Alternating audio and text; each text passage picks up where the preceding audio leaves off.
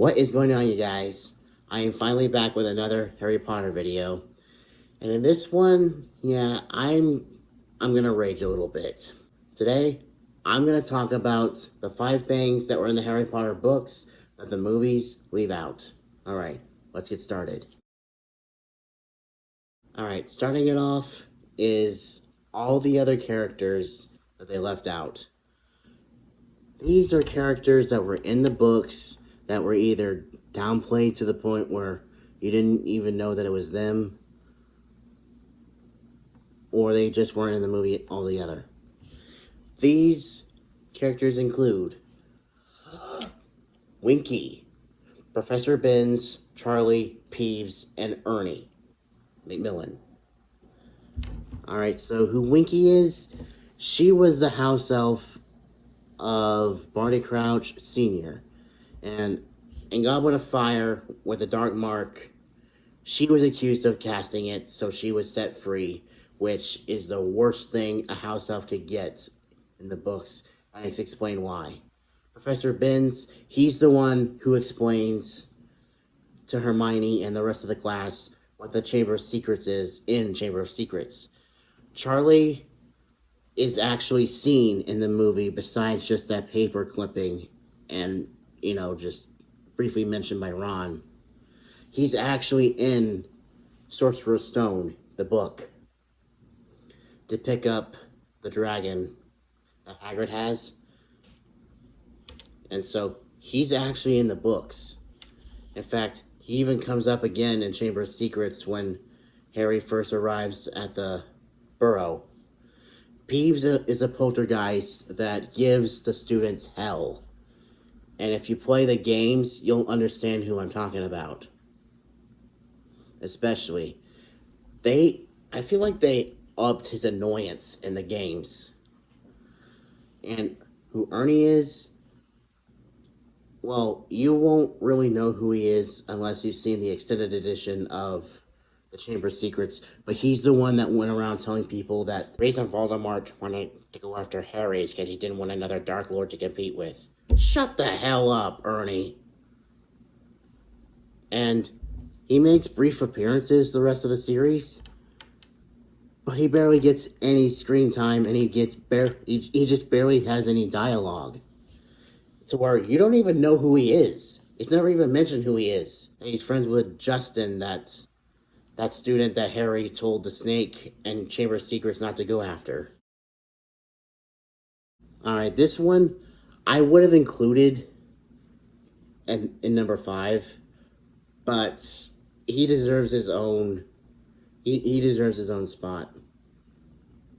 Dobby. I'm not gonna lie, from Chamber of Secrets until Deathly Hallows Part 1,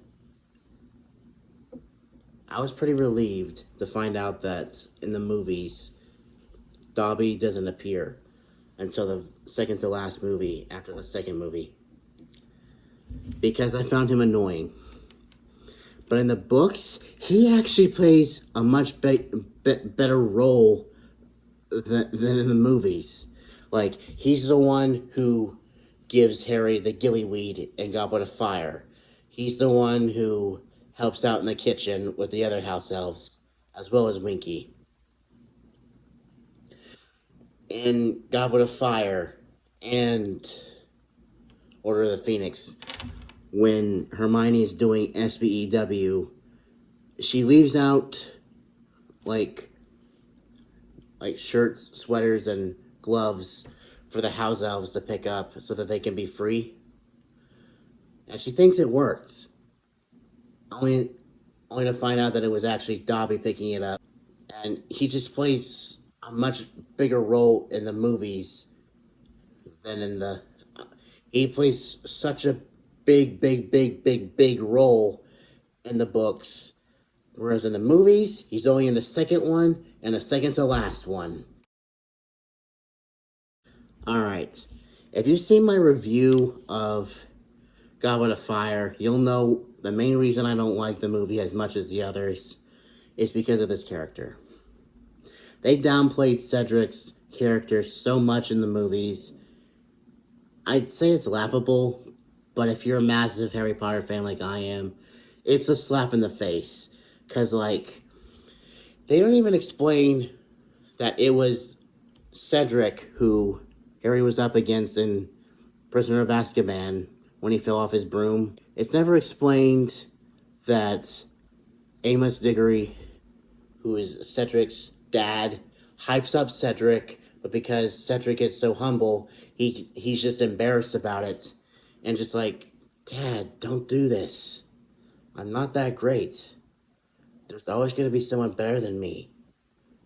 Even when his dad was hyping him up saying, you beat Harry Potter, you beat Harry Potter, you beat Harry Potter. Cedric's like, he fell off his broom, Dad. He was attacked by Dementors. Okay? It was an accident. It's just like, ugh. I mean, sure, he did hop on the, oh, let's not believe Harry, no matter what he says, bandwagon. But at the same time, he's a Hufflepuff. Probably the only Hufflepuff in the books that we actually freaking remember, apart from Nymphadora Tonks. You probably didn't even know that Tonks was a Hufflepuff until I just told you. But anyway, Cedric is a much better character in the books than he is in the movies. Yeah. If you're a die-hard Harry Potter fan, y'all know that this one was coming. They scrapped, like, almost half of the Half-Blood Prince book for the movie. They scrapped...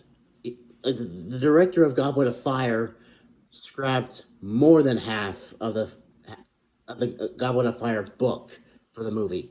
It's like, yeah, it's long, but if you actually read the frickin' book, you'll understand why people like it better than the movie, jackass.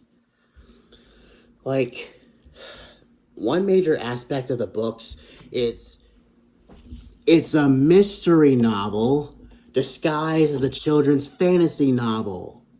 Huh? Okay, Mike Newell took out almost all of the mystery of Goblet of Fire. Like, you don't know where Fred and George got the money to finance their joke shop. You don't even know that Fred and George were blackmailing somebody. You don't know about Winky. You don't know the truth about where Harry got the gillyweed. You just don't know because it's not in the freaking movie. And in Half-Blood Prince, it's honestly not as bad because they at least knew how to balance the drama with the relationship stuff, even though the relationship stuff is done horribly in the movie. I mean, like, the YouTuber Movie Flame put it best when he said, if you're going to focus more on the relationships, at least do it right, because Harry and Ginny have little to no chemistry in the movies. And that's not a knock on Bonnie Wright or Daniel Radcliffe, but it's just it's the horrible writing. And they focus very little on Voldemort in the movie, which is the whole freaking point of the book's existence, because in the book, it's actually explained his backstory. Like, in the book, it's explained that after his days at Hogwarts, he worked at Bergen and Berks. He finessed people into giving up their most prized possessions. And he met, finessed, and even killed the living descendant of Hufflepuff, and used her death to use part of his soul and use dark magic to make the Hufflepuff heirloom into his Horcrux. And you probably didn't even know that until I told you. And in the books, when he meets Dumbledore and he explains how he can do magic, in the book he says, I can make terrible things to people who annoy me.